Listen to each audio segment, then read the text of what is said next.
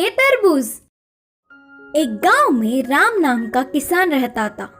उसे 5 गज की जमीन थी। उस जमीन में वह तरबूज का फल उगाता था। ऐसे उगी हुई फसल के तरबूजों को उस गांव के बीचों बीच दुकान रखकर बेचता था। राम के उगाए हुए तरबूज अच्छे होंगे करके सब आकर खुशी से खरीदते थे। ऐसे कमाए हुए उन पैसों से उसके इकलौते बेटे सुरेश को शहर में आगे की पढ़ाई कराता था। ऐसे उसका परिवार खुशी से रहता था।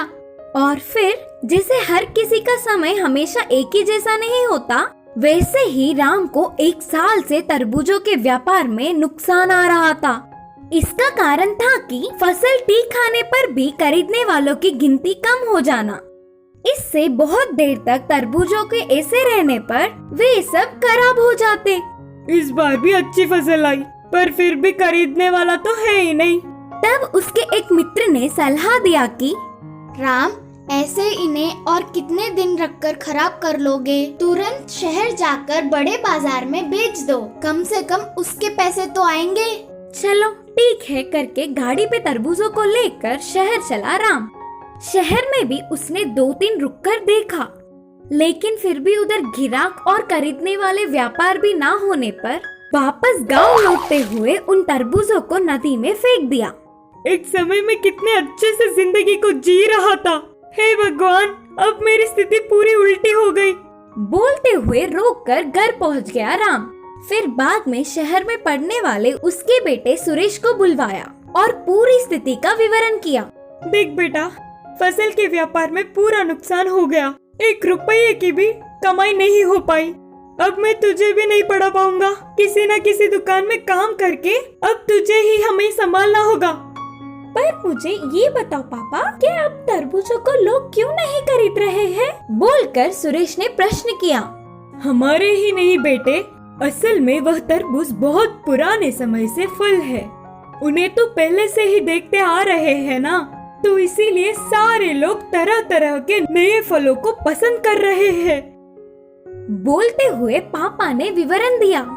ठीक है पापा, आप अपनी सेहत का ध्यान रखकर आराम कीजिए, अब सब कुछ मैं देख लूंगा। बोलकर सुरेश ने पापा को हिम्मत दिया। सुरेश बहुत ही बुद्धिमान था। वह पूरी रात बिना सोए गुजारा। लोगों में तरबूजों को पसंद कैसे किया जाए, क्या करूं करके सोचता रहा। आखिर में वह एक निर्णय पर पहुंचा। सुबह ही उसके पापा को पूरा उपाय बताया और दिल के आकार के प्यारे डिब्बे तैयार करवाया। उन डिब्बों में तरबूजों को छोटे होने पर भी उन्हें उस दिल के डिब्बे में रखा। बाद में वह बढ़ते बढ़ते उसी आकार में बड़े हुए। फिर उन फसलों को काट कर गाड़ी पे लेकर पापा और बेटे दोनों मिलकर शहर ले गए। उस दिन की तारीख 14 फरवरी था। वो दिन प्यार करने वालों का था।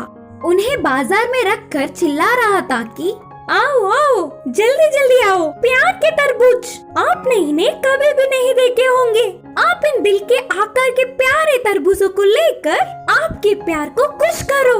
तेरी की तो आपका प्यार और दिल के आकार का प्यारा सा तरबूज दोनों हाथ से छूट जाएंगे। आओ आओ, जल्दी जल्दी आओ। बोलते हुए सुरेश बेच रहा था। वह तरबूज दिल के आकार में होने पर इस बार उनके प्यार को और ज्यादा नए तरीके से बता सकेंगे करके प्यार करने वाले सारे थोड़ा ज्यादा दाम होने पर भी जल्दी जल्दी आकर खरीदने लगे। ऐसे 1 घंटे में ही सारे फल खत्म हो गए। अरे वाह, तू तो बहुत बुद्धिमान है रे। तेरी पढ़ाई नहीं रुकनी चाहिए। बोलते हुए सुरेश की बुद्धि को पापा ने बहुत तारीफ की। कुछ क्षणों में ही तरबूजों को बेचने पर गांव के सारे लोग चौंक गए। ऐसे पहले आई हुई नुकसान के भरपाई होकर इस बार और भी ज्यादा कमाई हुई। उसके